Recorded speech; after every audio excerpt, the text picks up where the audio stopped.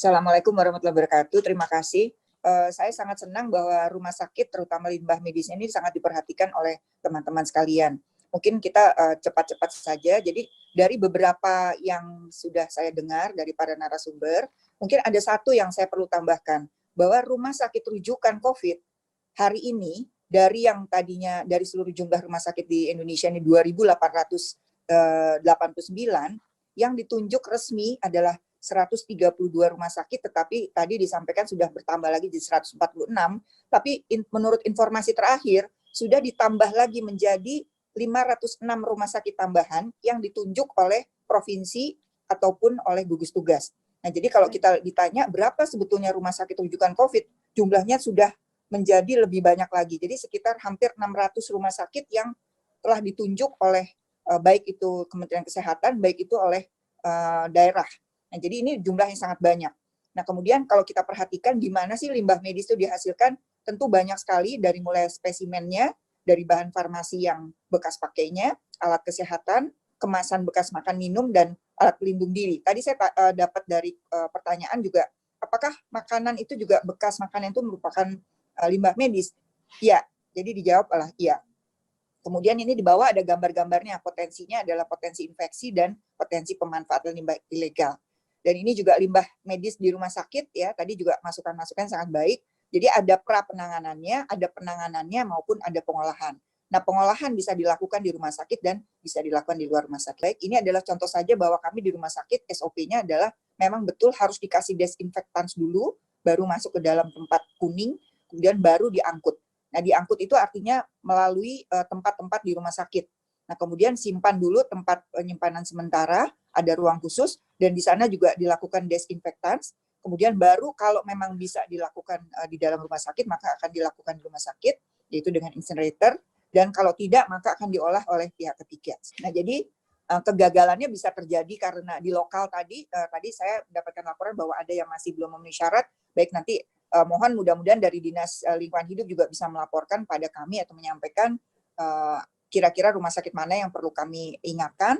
Kemudian ya mohon maklum karena ini kan sangat banyak sekali ya pasiennya sehingga jangan-jangan itu terlewati, tapi tentu bahaya ya kalau tidak dilakukan dengan baik.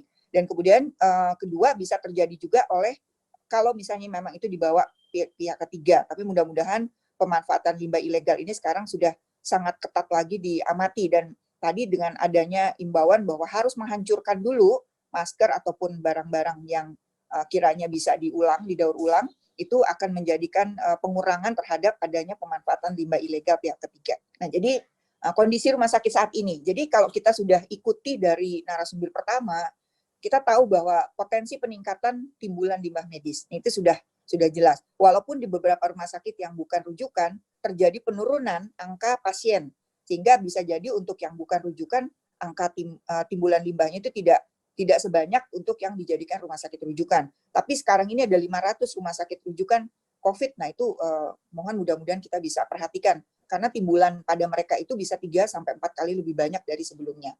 Kemudian satu lagi, belum banyak rumah sakit yang memiliki pengolahan limbah on-site. Apakah karena memang tidak punya izin atau karena tidak punya lahan atau mungkin karena memang kondisi izin yang belum keluar. Jadi ini banyak sekali masalah. Nah, kemudian yang ketiga, potensi resiko infeksi petugas tadi. Kita tahu bahwa semua orang mulai dari rumah sakit sampai ke pihak ketiga yang mungkin juga ikut dalam siklus limbah medis ini harus punya kesadaran yang sangat tinggi terhadap infeksi. Jadi infeksi rumah sakit itu sebenarnya sama ya, baik itu COVID, baik itu non-COVID. Jadi artinya cuma karena COVID ini sangat mudah menular, tampak oleh kasat mata bahwa kelihatan bahwa yang tadinya di satu keluarga itu bisa tertular semua dalam waktu cepat. Nah, ini menyebabkan kita menjadi lebih takut. Tetapi mungkin buat kami tolong diingat bahwa risiko ini sebetulnya harusnya sama, bahwa kita harus memberlakukan semua limbah medis sama.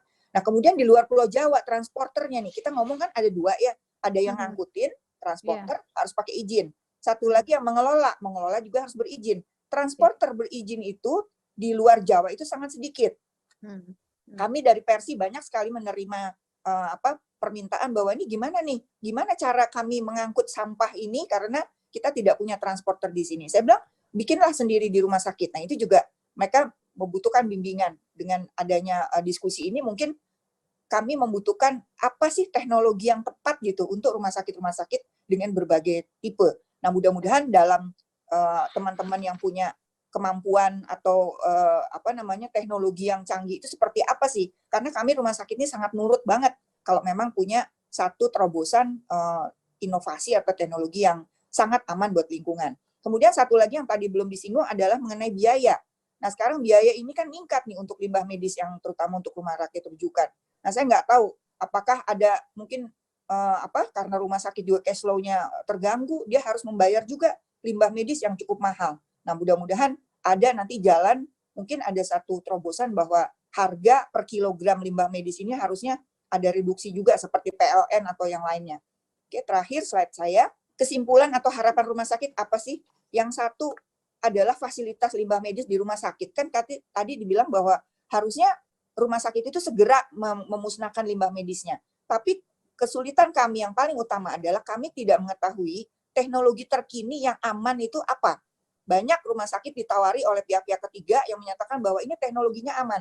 Tapi begitu mengajukan izin, kami terhambat. Karena dikatakan tidak memenuhi persyaratan. Nah, jadi satu teknologi, kedua transporter pengelola, kemudian kepatuhan seluruh petugas, standarisasi kami butuh juga, dan terakhir mungkin koordinasi seluruh lintas sektoral. Begitu saja secara singkatnya. Terima kasih. Wassalamualaikum warahmatullahi wabarakatuh.